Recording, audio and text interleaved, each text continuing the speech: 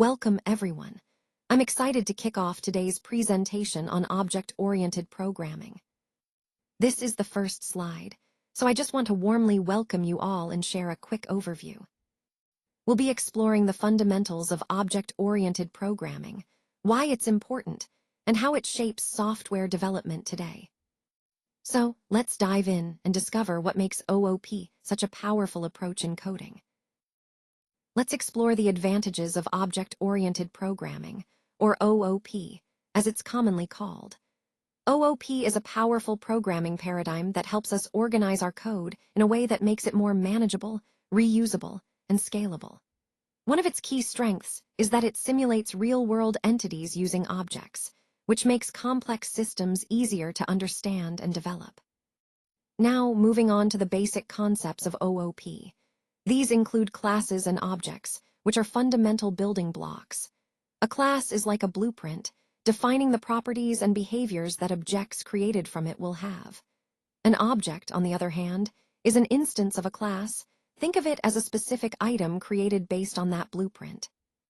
Next, we have the concept of test, which is crucial in ensuring our objects and classes work as intended. Testing helps us identify issues early, making our development process more reliable.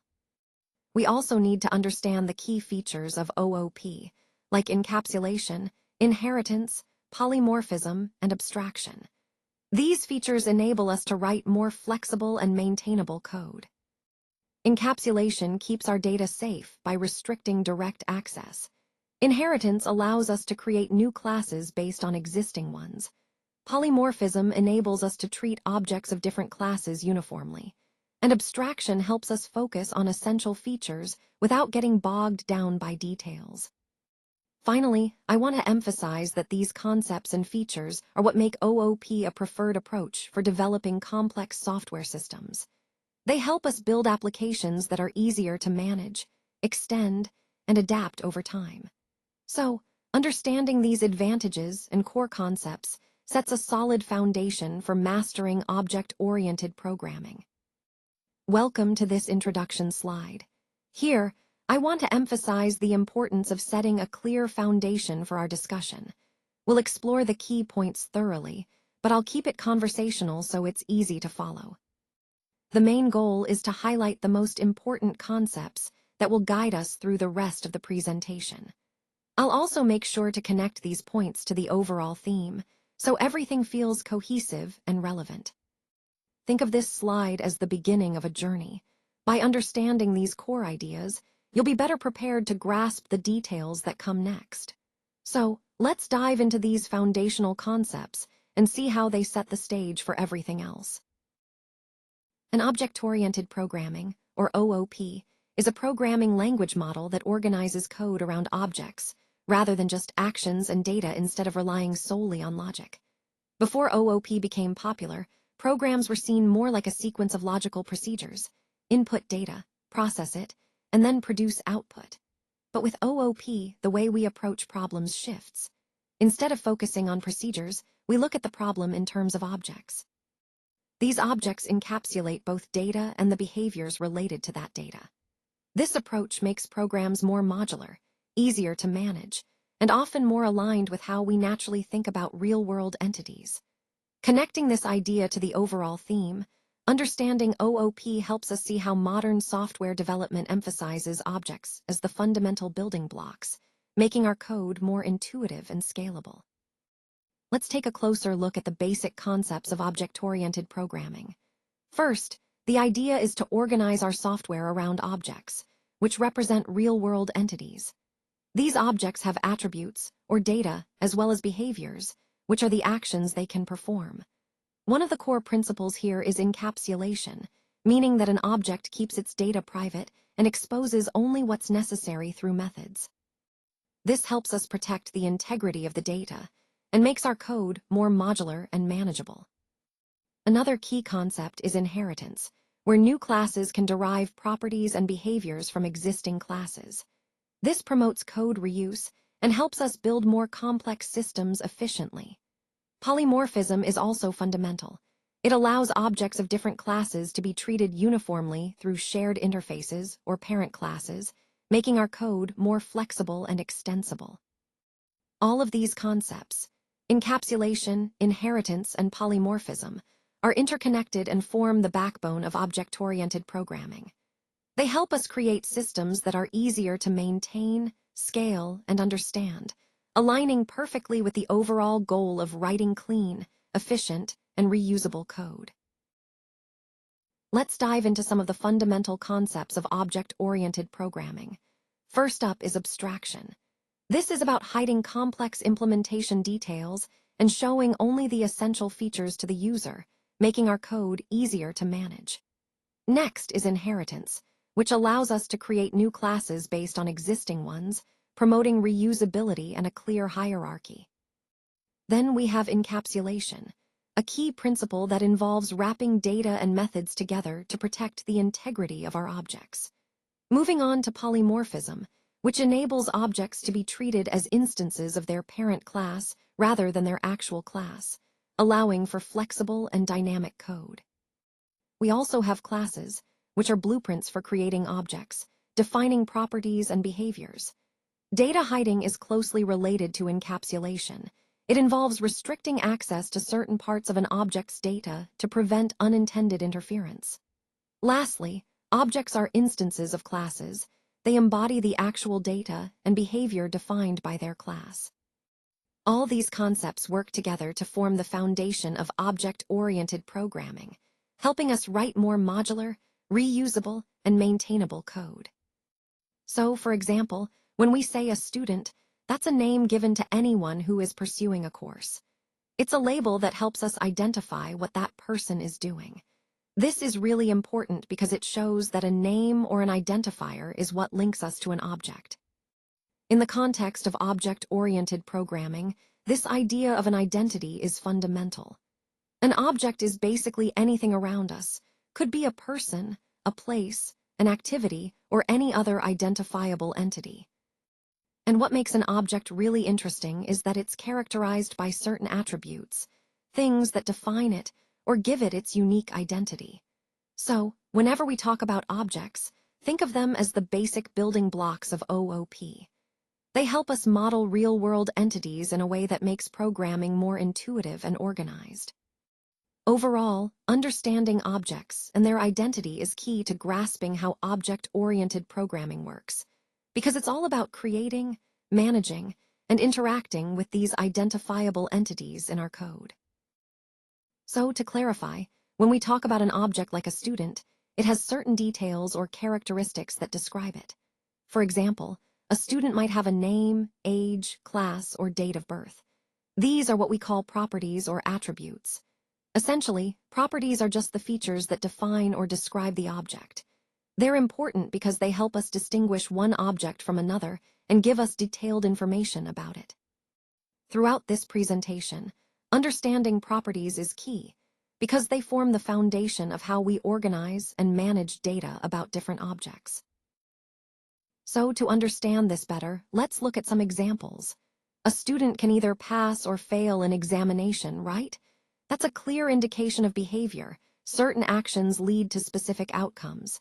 Similarly, think about a mobile phone.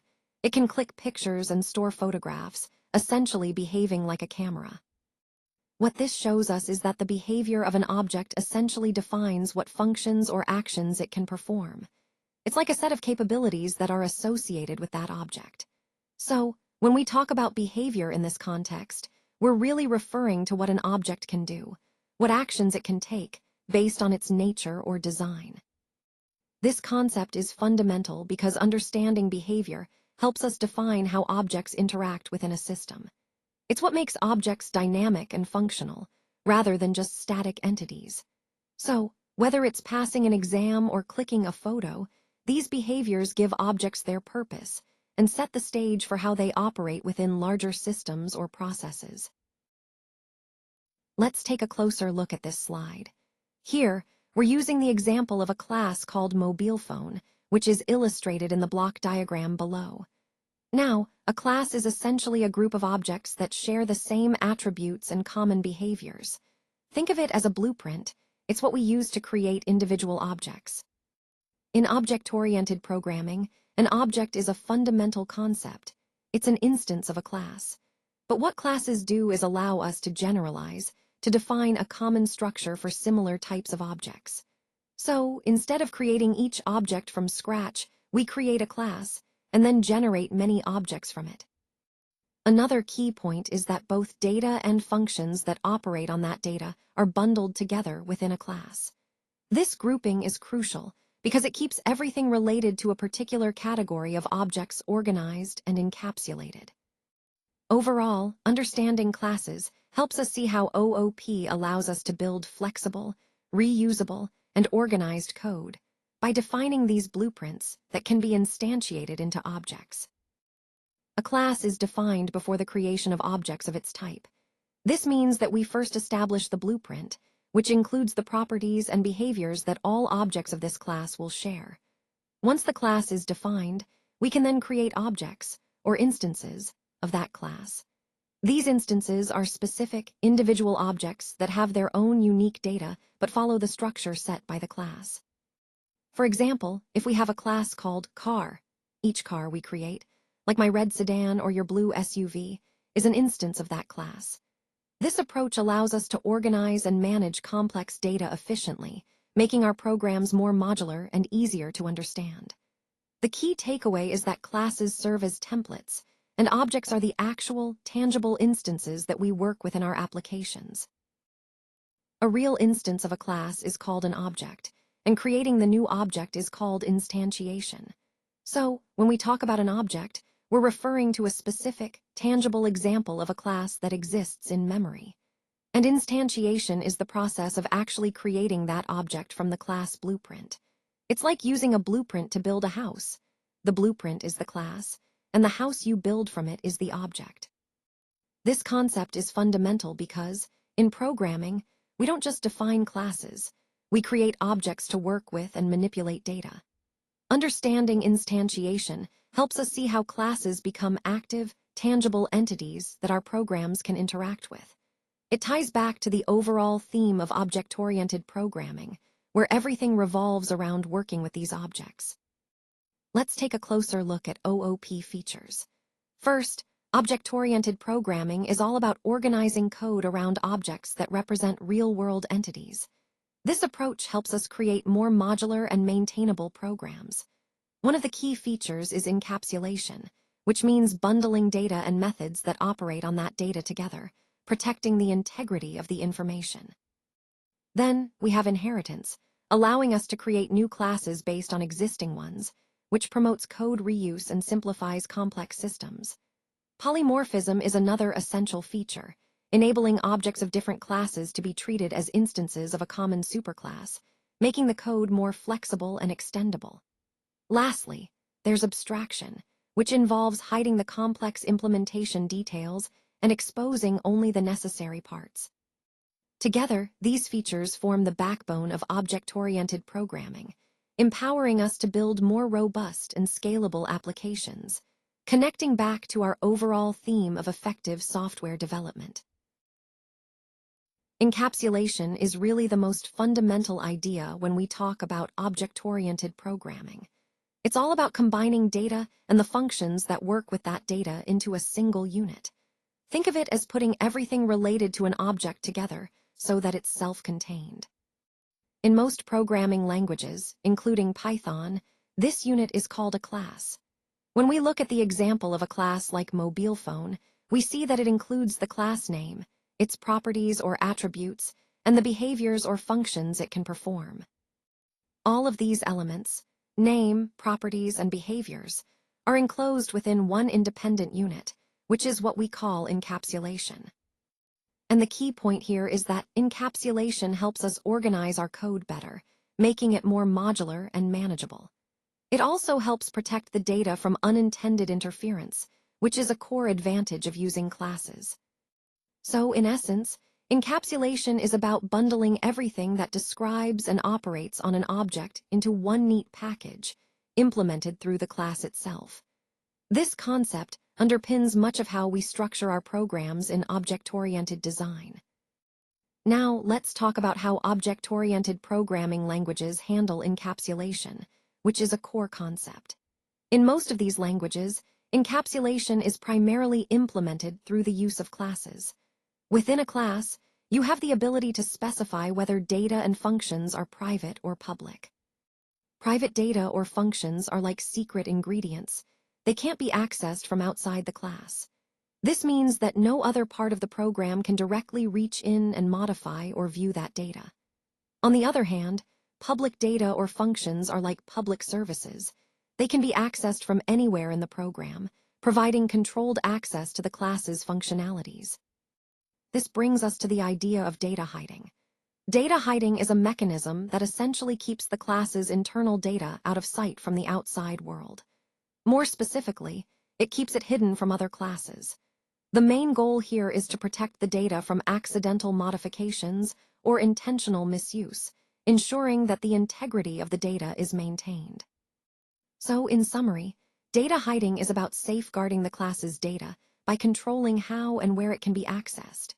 It's a fundamental part of building robust, reliable object-oriented systems because it helps us manage complexity and maintain control over our data. This concept ties directly into the broader theme of encapsulation, which is all about creating well-structured and secure code. Abstraction, in essence, is all about identifying what's truly important and focusing on those features, while omitting the internal complexities. When we talk about classes, they leverage this idea of abstraction by encapsulating the relevant data and the functions that operate on that data. This means that the complex details of how a class works are hidden away from the user. Instead, the user only needs to understand what the class does, not how it does it. This approach simplifies interaction and makes our code more manageable. Essentially, data abstraction helps us create a clear separation between what a class offers and how it delivers those features, aligning perfectly with the overall goal of making our programs easier to understand and maintain. Inheritance is one of the most useful characteristics of object-oriented programming, and it's particularly valuable because it enforces code reusability. Essentially, inheritance allows us to create a new class, which we call the derived class, based on an existing class, known as the base class. This means that the derived class automatically inherits the data members and methods from the base class, so we don't have to rewrite the same code again. It helps us organize our code more efficiently and makes maintenance much easier. By using inheritance, we can build more complex systems while keeping our code clean and manageable. It also allows us to extend the functionality of existing classes without altering their original structure, which aligns perfectly with the overall theme of creating flexible and reusable software components. Now, let's talk about function overloading and operator overloading. These are two powerful concepts that enhance the flexibility of our code. Polymorphism, which is central to these ideas, refers to the ability to use an operator or function in different forms. Essentially, a single function or operator can behave differently depending on the data it's working with. This means that the same function name or operator can be used for different types or operations, making our code more intuitive and easier to manage. Polymorphism can be achieved mainly in two ways: through function overloading, where multiple functions share the same name but differ in parameters, and through operator overloading, where operators are given new meanings depending on the context. By understanding and applying these concepts, we make our programs more adaptable and expressive, which ties back to our overall goal of writing cleaner, more efficient code. Let's look at this example. Print Python plus programming will produce the output Python programming. What's happening here is that the plus sign is actually combining the two strings into one continuous string. Now, if we try print 8 plus 9, the output will be 17. Here, the plus sign is adding the two numbers together because we're working with integers. The key point to remember is that the plus operator behaves differently depending on the data types involved. For integers, it performs addition, but for strings, it concatenates or joins them together seamlessly. This concept is known as operator overloading, where the same operator can have different functions depending on the context. So, understanding how plus works with different data types is essential for writing flexible and correct Python code. It's a fundamental idea that ties into the broader theme of how Python handles various data types and operations in a very intuitive way. Let's take a look at this example. Here, we have 3 different functions all named test, but each one has a different set of parameters. The first one is a simple function with no parameters that just prints hello. The second one takes 2 parameters, a and b, and returns their sum. The third one takes 3 parameters, a, b, and c, and returns their combined total. This illustrates a key concept called function overloading, which is a kind of polymorphism. Even though all these functions share the same name, their behavior changes depending on the arguments you pass in. In other words, the function name remains the same, but the way it operates depends on the number or type of parameters. This allows for more flexible and readable code, especially when functions perform similar tasks but with different data. Connecting this idea to our overall theme, it shows how polymorphism isn't just about objects. It also applies to functions, letting us write more adaptable and intuitive code by defining multiple versions of a function under the same name. Now, let's talk about how functions are linked to their definitions. When we refer to linking a function call to its definition, this process actually happens at runtime, meaning the exact code of the function isn't known until the program is executing. This concept is what we call dynamic binding. It gives programs a lot of flexibility because the specific function that gets called can be determined as the program runs, allowing for more adaptable and extensible code. On the other hand, static binding occurs during compilation. This means that the link between the function call and its definition is established before the program even runs, making the process more predictable and often faster, but less flexible. So, to recap, binding is essentially the process of connecting a function call to its code. When we talk about static and dynamic binding, we're describing 2 different ways this connection is made, either during compilation or at runtime. Both types are important and serve different purposes depending on the needs of the program. Now, let's take a closer look at the advantages of object-oriented programming. One of the biggest benefits is that it promotes modularity. This means we can break down complex problems into smaller, manageable pieces, making our code easier to understand and maintain. Another key advantage is reusability. With concepts like inheritance and classes, we can reuse existing code, which saves time and reduces errors. Additionally, OOP aligns closely with how we naturally think about real-world entities, making the design process more intuitive. This approach also enhances flexibility. Objects can be modified or extended without affecting the entire system.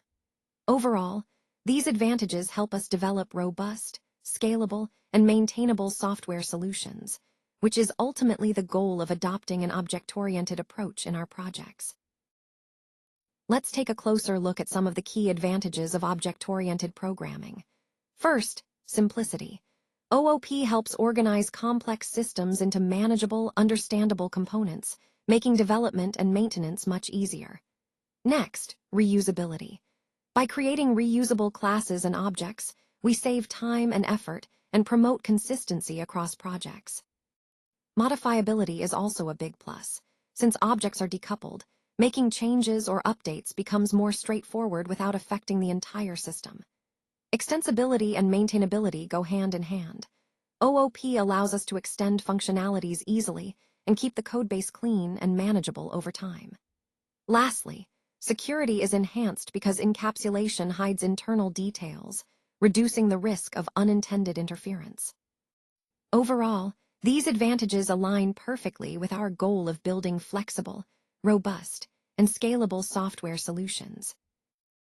The objects in object-oriented programming are designed to resemble real-world objects, which helps to make the program more intuitive and easier to understand.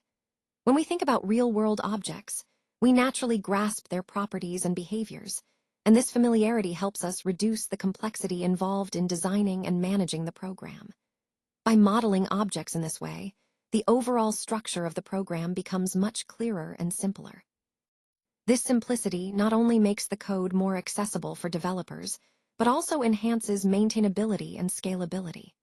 So, in essence, Using objects that mirror real-world entities helps us create systems that are both easier to develop and easier to work with, aligning perfectly with our goal of making programs more understandable and efficient. So, one of the great advantages of object-oriented programming is how easy it is to make minor changes, whether that's in how data is represented or in the procedures used within a class. And the reason for that is quite straightforward. Changes made inside a class typically don't impact other parts of the program. That's because the only way external code interacts with a class is through its public interface, which means through its methods. This design principle really highlights the concept of modifiability. It allows us to update or refine parts of our system without worrying about unintended side effects elsewhere. It's a key reason why OOP makes software maintenance more manageable and less risky. In the broader context of our presentation, this illustrates how encapsulation and clear interfaces contribute to building flexible, adaptable systems. It's all about controlling complexity and making sure that changes are localized, so our programs can evolve smoothly over time. Adding new features and extending programs in object-oriented programming is actually quite straightforward. You can introduce new objects easily without disrupting the existing code. This is one of the biggest advantages of OOP, flexibility. You can also modify existing objects if needed, but importantly, the original base class remains untouched. This means you don't have to go back and change the core structure every time you want to add something new. This approach really enhances both extensibility and maintainability. You can keep building on your code without risking breaking what's already working. It's a key reason why OOP is so effective for developing large, adaptable systems. So, as we see, OOP makes it much easier to grow and maintain your programs over time, aligning perfectly with the overall goal of writing more sustainable and scalable code. Objects can be reused in different programs, which is a really powerful aspect of object-oriented design. The idea is that once you've defined a class, that definition can be used across multiple applications without having to rewrite the code. This promotes efficiency and consistency. Now, building on that, inheritance takes this concept even further.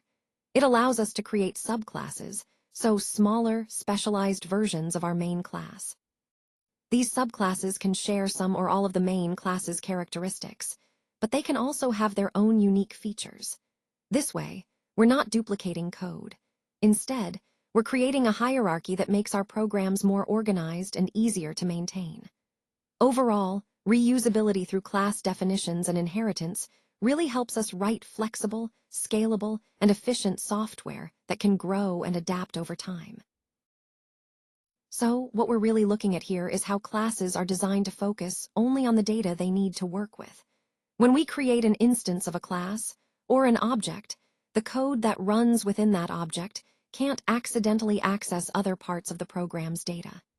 This is a crucial point because it means that data is protected and isolated.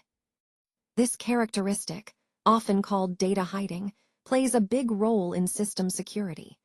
It helps prevent unintended modifications or corruption of data, which can happen if different parts of a program can freely access each other's information. By limiting access in this way, we make our systems more secure and reliable. It also simplifies debugging and maintenance because each object manages its own data without interference from outside code. So overall, data hiding isn't just about organization. It's a key tool for creating safe, robust, and secure software systems. Now, let's take a moment to look at the class test. This is a crucial part of our learning process because it helps us assess how well we've understood the key concepts we've covered so far. The test isn't just about getting the right answers. It's also about identifying areas where we might need to review or study more. Think of it as a way to measure our progress and stay motivated. Remember, the goal here is to learn and improve, not just to score high. So, approach the test with confidence and see it as an opportunity to reinforce what you've learned and connect all the dots in this presentation. Now, let's move on to understanding data abstraction. Data abstraction is about hiding the complex implementation details and showing only the essential features of an object. It helps in reducing complexity and increasing efficiency in programming. Next, we have static binding and dynamic binding. Static binding occurs at compile time, where the method to be invoked is determined before the program runs. It is mainly used for method overloading. Dynamic binding, on the other hand, happens at runtime, allowing the program to decide which method to call based on the object type at that moment. This is essential for achieving polymorphism. Speaking of which, let's discuss polymorphism. Polymorphism allows objects to be treated as instances of their parent class rather than their actual class. It enables a single interface to control access to a variety of underlying data types. This makes the code more flexible and easier to extend. Now, moving to data hiding. Data hiding involves restricting direct access to an object's data and only exposing necessary methods. It ensures data security and integrity by preventing unauthorized or unintended modifications. Finally, let's talk about object-oriented programming, or OOP. OOP is a programming paradigm centered around objects, which contain data and methods. It promotes concepts like encapsulation, inheritance, and polymorphism, making code more modular, reusable, and easier to maintain. It reflects real-world scenarios more naturally and helps in managing complex software systems efficiently.